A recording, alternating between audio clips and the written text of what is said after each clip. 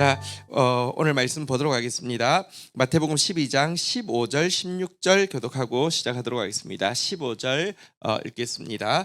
예수께서 아시고 거기를 떠나가시니 많은 사람이 따르는지라 예수께서 그들의 병을 다 고치시고 16절 읽겠습니다. 시작. 네, 15절 보십시오. 예수님께서 아시고 그랬습니다. 무엇을 아셨습니까? 지금 안식일에서 한손 마른 자를 고쳐주셨을 때 바리새인들이 튀어나가는 이유가 이 부정한 곳에 있을 수 없다고 튀어나갔고 나가서 예수를 죽이기로 모의하고 있다는 것을 아셨습니다. 자, 아셨을 때 여러분 예수님께서 거기를 떠나가셨습니다. 맞서지 않고 다투지 않고 다른 마을로 가셨다는 것입니다. 지금 보십시오. 그들이 얼마나 완악합니까? 또 지금 이 상황, 여러분 그들이 지금 예수님을 책잡을 이유가 없습니다. 말씀만 하셨어요. 오른손을 내 손을 내밀라 했고 그가 내밀었을 때 나았기 때문에 안식일을 범했다고 책잡을 건수가 하나도 없어요. 그럼 찾아가서 도대체 내가 어떤 제목으로 나를 죽이려고 하느냐? 너희들이 이러고도 이 하나님 말씀 전하는 사람이라 할 수 있느냐? 맞짱을 떠도 논리적으로 하나도 밀리지 않을 것 같고 백성들도 그 지금 바리새인을 제외하고 나머지 백성들은 다 자기 우군이 될 것 같은 분위기인데요. 예수님 조용히 그 자리를 떠나셨습니다. 싸우지 않았습니다. 그리고는 자기에게 나오는 자들에게 복음을 전하시고 병을 고쳐주셨는데요. 16절 보시면요. 그 병 고침을 받은 많은 사람들에게 무엇이라고 이야기했습니까? 한번 따라했습니다. 자기를 나타내지 말라. 예수님이 나를 고쳐주셨다. 그분은 그리스도다. 뭐 이런 이야기를 하지 말라고 명령을 하고 있습니다. 경계를 하고 있습니다. 한 번이 아닙니다. 마태복음에만 보면 5번이나 나오고 있는데요. 거듭거듭 치유받은 사람들에게 나타내지 말라고, 이런 일이 있었던 거 이야기하지 말라고, 그냥 여러분 괜히 말하지 마 해놓고는 말해주기를 기대하는 분위기 아니었습니다. 5번 여기 경고라는 표현까지 썼는데요. 엄히 명하여 말하지 말라고 이야기를 하고 있었습니다. 정말 큰 소리로 떠들면서 자기 피하를 할 만한 건수인데요. 절대로 나타내지 않았다라고, 소리를 높이지 않았다라고 이야기를 하고 있습니다. 왜 그러셨을까요? 왜 이렇게 피하고 왜 이렇게 이 일에 대해서 드러내지 않으셨을까요? 첫 번째는요. 바리새인들의 적대감을 자극해서 쓸데없이 정면 충돌을 일으키지 않기 위함인데요. 이게 그들을 두려워해서가 전혀 아닙니다. 그는 지금 하나님의 정하신 때를 기다리는 것입니다.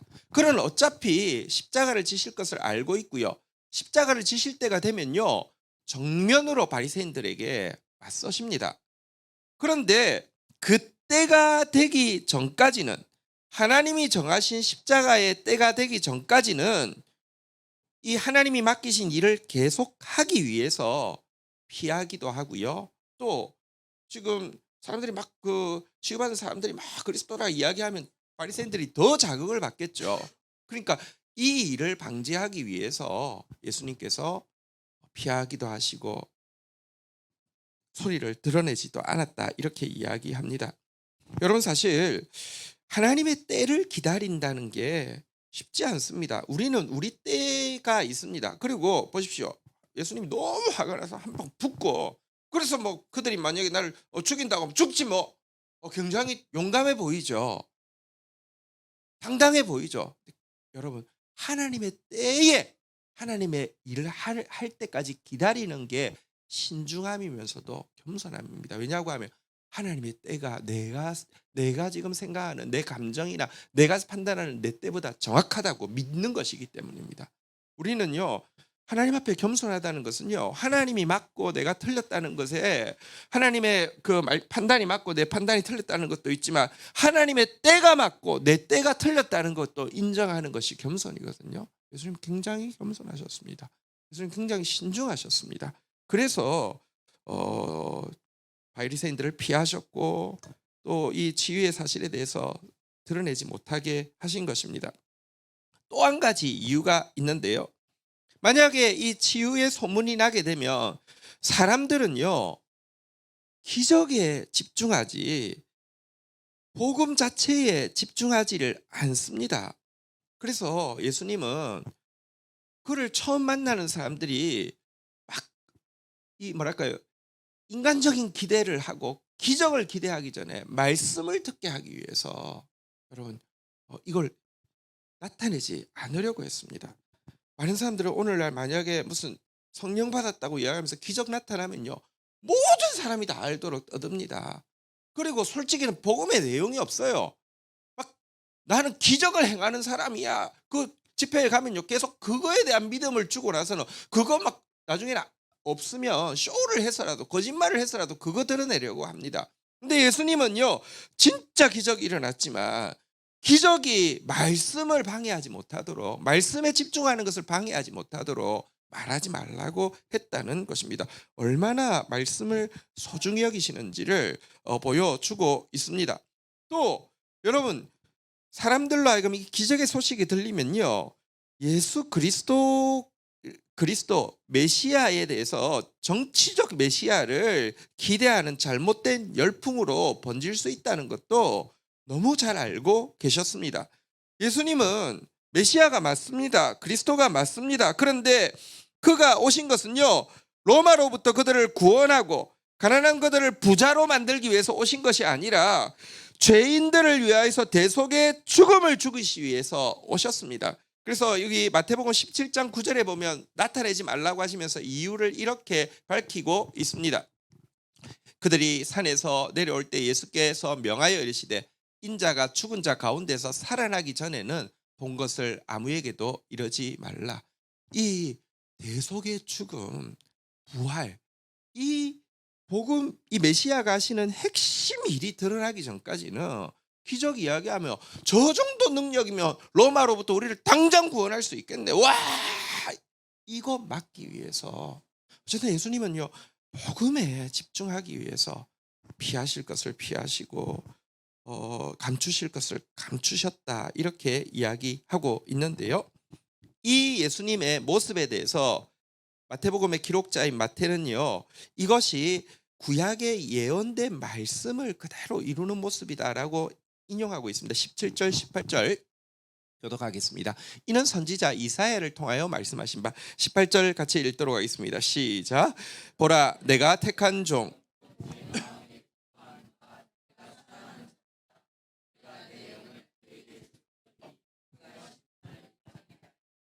자, 예수님이 택했고 예수님이 사랑하는 자, 그에게 내가 성령을 부어줄 것이고 그가 심판을 이방에 알게 할 것이다. 이 구절을 이제 이루려 하십니다. 이렇게 이야기를 하고 있습니다.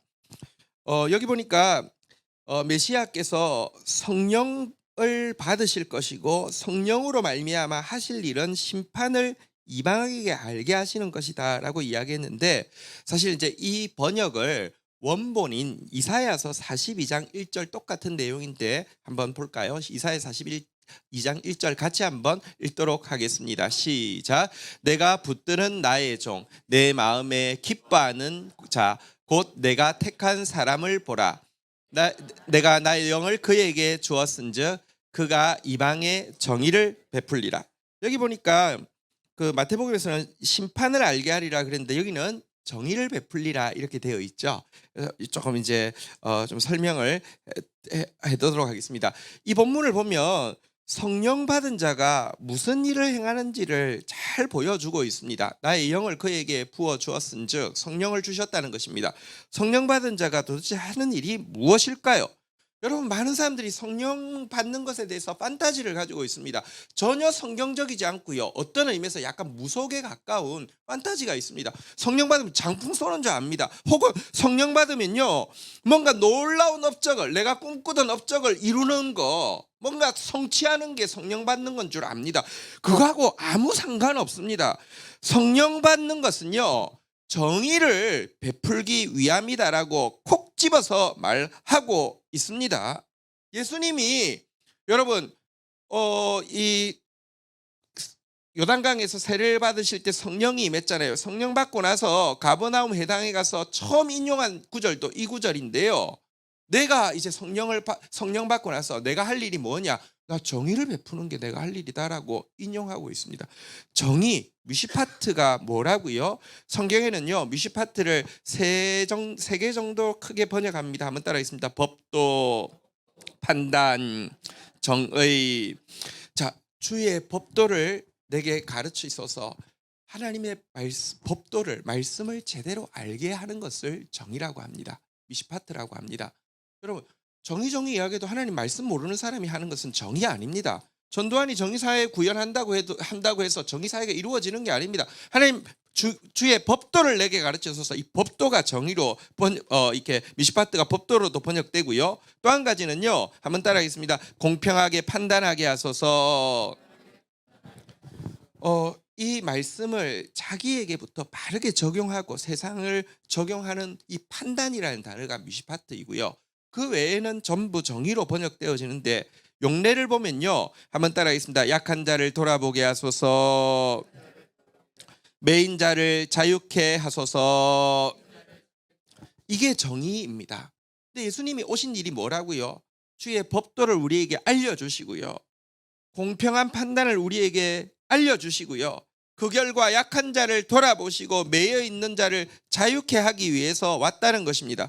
그런데 왜 신약 성경에서는 정의를 심판이라고 번역했을까요? 아까 판단이라는 단어, 그러니까 정의를 판단으로도 번역할 수 있기 때문에 심판이라고 한 점도 있지만, 여러분 한번 보십시오. 우리 앞에 내용을 한번 보십시오.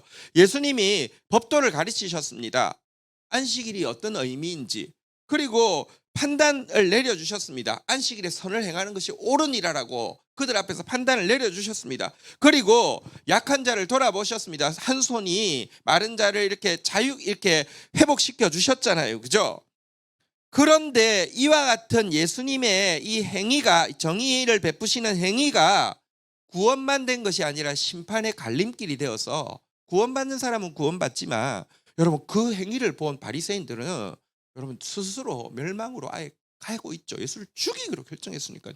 책 잡을 게 하나도 없는데 주의 법도를 들었고 주의 판단을 들었고 약한 자가 구원받는 이 정의가 베풀어지는 것을 보고 심판을 향해서 달려가더란 말입니다. 어제도 말씀드렸지만 주의 말씀이 딱 나가는 순간 여러분, 구원과 심판이 갈라집니다. 그냥 그대로 있을 수 없습니다. 말씀이 나가면 안 받아들이면 그만이지가 아닙니다. 더 악해질 수밖에 없다는 것입니다.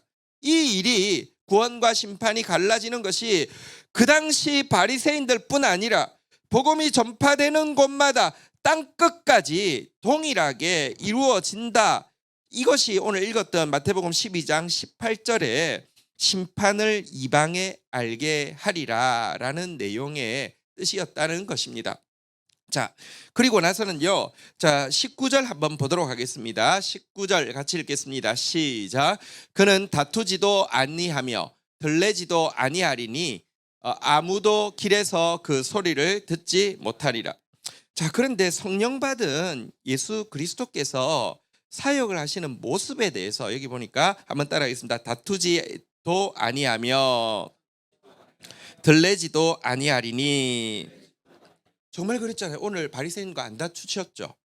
치유받은 사람들에게 자기 소리를 들낸다는 것은 목소리를 크게 내는 건데요, 목소리를 크게 내지 않았습니다.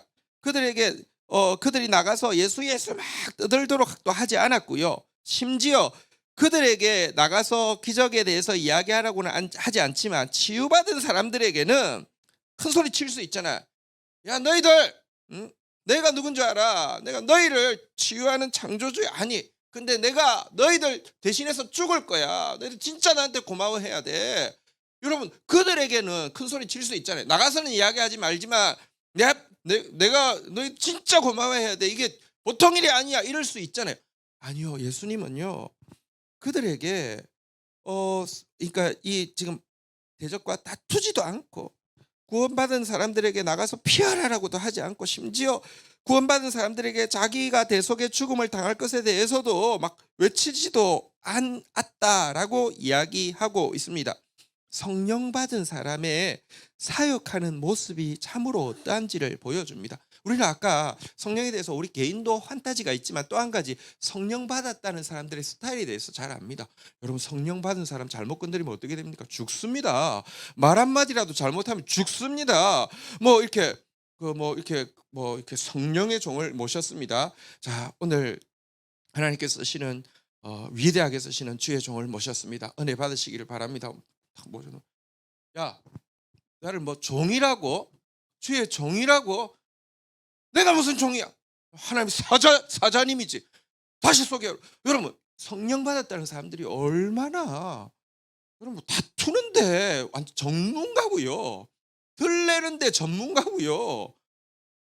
떠벌리는데 전문가로. 여러분, 그래서 가짜가 되게 많습니다. 여러분, 소문나는 사람들은요, 무언가 지금 성령이 임하셨는지, 성령이 임했는데 탐욕으로 악령으로 변질시키고 있는지 가짜가 굉장히 많습니다. 성령 받으면요, 다투지 아니하며 들레지 아니하는데, 심지어 어느 정도라고요? 아무도 길에서 그 소리를 듣지 못하리라. 정말 예수님 하시는 모습이 진짜 성령 받은 모습이다라고 이야기하고 있고요. 특별히 왜 예수님께서 이렇게 하시느냐, 이유가 있습니다. 정의를 베풀기 위함이죠. 아까 정의가 뭐라고요? 약한 자를 돌아보는 것이고 매여 있는 자를 자유케 하는 것이라고 했는데, 여러분, 약한 자들의 특징이 있습니다. 위축되어 있습니다. 큰 소리 나면요, 숨는 게 약한 자입니다. 여러분, 큰 소리로 예수님이 자랑하고 있으면 약한 자들은 어떻게 생각합니까? 저 근처에는 우리는 못 가. 저기는 좀 힘 있는 사람, 배운 사람, 가진 사람들 가는 거지 우리 같은 사람은 못 가 하고. 여러분, 예수님이 예를 들면 큰 소리로 자랑하고 있으면 쑥 숨습니다. 혹은 예수님이 큰 소리로 싸우고 있어도 쑥 숨습니다. 저 사람한테 저렇게 야단치는데 나 같은 사람은 저 예수님 앞에 가면 죽어. 큰일 나 하고 다 숨습니다. 감히 예수님 근처에도 갈 수 없습니다.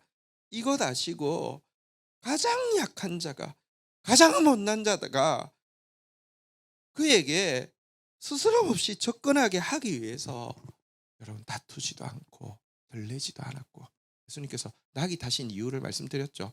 여러분, 말 타면 이렇게 봐야 되고요. 혹시 여러분 말 뒷발질하면 죽습니다. 근데 낙이 타면요, 이렇게 봐야 됩니다. 더 낮아집니다. 아무나 옵니다. 그래서 예수님께서 소리를 바라지 않았다라고 이야기하고 있는데요. 언제까지 하시느냐? 자, 우리 이어지는 20절 한번 보도록 하겠습니다. 20절 같이 읽겠습니다. 시작. 상한 갈대를 꺾지 아니하며 꺼져가는 심지를 꺼지 아니하리니를 심판이 이길 때까지 하리니. 자, 이게 이런 모습으로 나타나시는 때가 있다라고 이야기하는데요. 상한 갈대, 꺼져가는 심지 같은 약자들 꺾이지 않도록, 꺼지지 않도록 하기 위함이다. 제가 방금 설명했잖아요, 그죠? 근데 언제까지느냐 한번 따라하겠습니다. 심판하여 이길 때까지. 자, 이게 무슨 뜻인지 원전을 한번 다시 가볼까요? 이사야서 42장 3절 한번 보도록 하겠습니다. 이사야서 42장 3절. 상한 갈대를 꺾지 아니하며 꺼져가는 등불을 끄지 아니하시고, 한번 따라하겠습니다. 진실로 정의를 시행할 것이며. 여기 보니까 심판을 다시 정의를 시행한다라고 또 이야기를 하고요. 4절 한번 볼까요? 그는 세하지 아니하, 한번 따라하겠습니다. 그는 세하지 아니하며 낙담하지 아니하고 세상의 정의를 세우기에 이르리니. 그러니까 세상의 정의를 세울 때까지 그는 이 상한 갈대를 꺾지 않고 꺼져가는 심지를 꺼지 않는 일을 세하지도 않고 낙담하지도 않고 할 것이다, 이런 말씀입니다. 여기서 먼저 상한 갈대에 꺼져가는 등불이라는 단어를 좀 생각해 보도록 하겠습니다. 여러분, 갈대는 가장 싱싱할 때도요 약합니다. 여자의 마음은 갈대와 같다, 그렇게 이야기를 하는 이유, 그런 시적인 표현이 이제 약하다는 표현이잖아요. 여러분, 그 심지도 꺼져가는 심지 말고요, 제대로 지금 심지도 있고요, 여기 촛능도 있고 기름도 있어도요, 불면 꺼집니다. 이거 뭐 무슨 모닥불 아닙니다. 무슨, 그러니까 워낙 갈대와 등불은요 약한데, 특별히 상한 갈대는요, 갈대 안에 그 실 같은 게 몇 줄기 있어서 견디는 건데, 그게 꺾어져서 이제 그 실이 드러나 있고요, 몇 가닥에 매달려 있는 모습이고요. 꺼져가는 등불은 심지도 이제 겨우 짧아서 겨우 남은 듯 안 남은 듯 하고 기름도 거의 바닥을 치고 있는 상태에서 겨우겨우 막 꺼져갈 듯 말 듯 불을 붙이고 있는 상태, 진짜 약한 상태이죠. 그런데 우리 주위에는요, 이처럼 상한 갈대 같은 꺼져가는 등불 같은 상태에 있는 사람들이 너무 많이 있습니다. 근근히 버티고 있습니다. 조그마한 충격, 낙엽 한 장의 말도요, 여러분, 그의 모든 희망을 끌어버릴 수 있을 정도로 막 근근히 매달려 있는 사람들 정말 많이 있습니다. 결혼 생활이 너무 외로운 사람도 있습니다. 자식의 문제가 너무 큰 사람도 있습니다. 아무리 애써서 벌어도 생활비가 맞춰지지 않는 사람도 있습니다. 끝이 보이지 않는 투병 생활을 하는 사람도 있고요. 사랑하는 사람을 잃어버린 그런 사별의 아픔을 가진 사람도 있습니다. 지난 시절에 당했던 어떤 큰 굴욕이나 사건이 너무 큰 트라우마로 남아버린 사람도 있습니다. 내 안에 진짜 잘못된 줄 알고 이거 끊어야 되는 관계인데 끊지 못하는 관계가 있거나 끊어야 되는 습관인데 그것을 못 끊고 있는 습관의 사람도 있습니다. 그런데 교회에 붙어 있기는 있는데 하나님마저도 침묵하는 것 같은, 그 안에서 근근히 버티고 있는 사람들이 있습니다. 사실은 그런 사람들이 많은 게 아니라 어쩌면 우리 옆에 여러분 주위에 있는 사람, 여러분 지금 앉아 있는 이 사람들, 사실 모두가 겉으로는 괜찮아 보일지 모르지만 사실은 상한 갈대요, 꺼져가는 등불 같은 심지 같은 사람이라는 것입니다. 그런데 여러분, 신자들 중에서 특별히 믿음 좋다는 신자들 중에서, 아니 성령 받았다는 신자들 중에서 상한 갈대 꺼져가는 등불 같은 사람을 향해서 너무 목소리가 크고요, 너무 무례하게 말하는 사람들이 많습니다. 여러분, 기독교인들 절대 말이 무례하면 안 됩니다. 여러분의 신앙이 무엇으로 드러날까요? 여러분 진짜 신앙이 뭘로 드러날까요? 하나님은 나중에 말로 판단하신다 그래요. 근데 말이 너무 기독교인들이요, 보편적으로 무례하고 다른 남을 향해서 너무 함부로 쉽게 말하는 사람이 많다는 것입니다. 불난 집에 부채질 하듯이 말하고요, 상한 갈 때 꺼져가는 등불 같은 사람을 확인 사살하듯이 죽여놓는 말하는 사람들이 많습니다. 겨우겨우 버티고 있는데 믿음 없이 좀 그러지 마, 이렇게 이야기하는 사람 많지요. 아이를 잃어버렸는데 아이고 그만 우세요. 지금 아이 예수님 옆에서 천국에서 행복하게 살고 있어요. 아직까지 젊으니까 아기 새로 낳으면 되지, 괜찮아. 이렇게 이야기하는 사람 많습니다.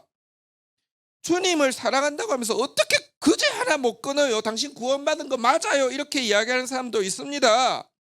넌 그렇게 말해줘도 안 바뀐, 어떻게 안 바뀔 수 있어? 넌 진짜 가능성이 없어. 이렇게 말하는 사람 많습니다. 아예 전기톱을 들고 다니면서 교회에서 그냥 휘두르는 사람 많다니까요. 진짜 많다니까요. 그러면서 믿음 좋은 줄 알아요. 그거 계속 이야기하지만 율법과 율법주의가 뭐가 다르다고요? 율법은요, 자기 죄를 크게 보는 것이고요, 율법주의는요 교만하게 남의 죄를 보는 것이고요. 그래서 율법은 살리는 데 사용하는 것인데 율법주의는 죽이는 데 사용하는 것인데요. 진짜 교회 안에 이런 말의 사람들로 가득 차 있습니다. 예수님은 모습과 정말 다르죠. 절대 상한 갈대를 꺾지 않습니다. 무한히 동정하십니다. 꺼져가는 등불들을 향해서 핏대를 세우지 않습니다. 여러분, 예수님이 여러분 이렇게 온유한 모습을 나타내는 이유가 기대가 없어서일까요? 쟤들은 어차피 안 되니까 그냥 뭐 핏대 올릴 이유 없어. 아니요.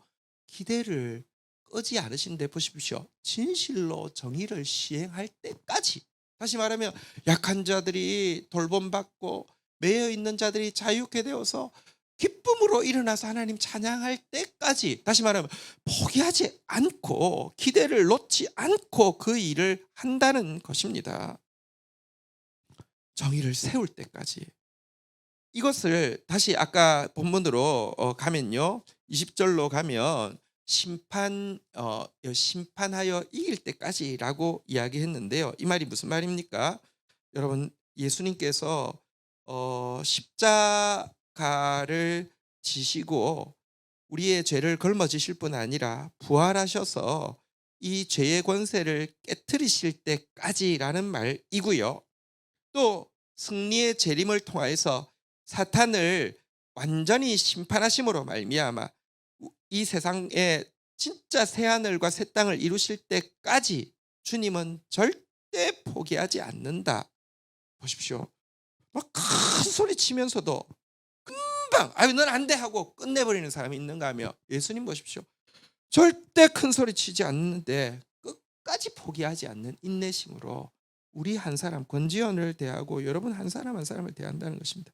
주님의 인내심 너무 크면서도 주님의 성실하심이 너무 크다고 이야기하고 있습니다. 주의 인자와 성실이 무궁하시기 때문에 우리가 진멸되지 아니함이니이다. 이것이 아침마다 새로우니 주의 성실이 크도소이다. 여러분 그의 인자하심, 인내하심과 그의 성실하심이 세상의 구원의 유일한 희망입니다. 그래서 21절 마지막 절 한번 볼까요? 오늘 본문 같이 읽겠습니다. 시작. 또한 이방들이 그의 이름을 바라리라 함을 이루려 하십니다. 그래서 우리의 유일한 소망의 이름은 예수 그리스도이십니다. 오늘도 여러분 주님은 온유하게 우리 가장 작은 자의 신음소리까지 들으시고 찾아오셔서요. 떠나지 아니하고 성실하게 우리에게 정의를 행하실 것입니다. 우리를 회복시켜 주실 것입니다. 그분 앞에 우리 마음을 쏟고 나가도록 하겠습니다. 다 함께 자리에서 일어서시겠습니다.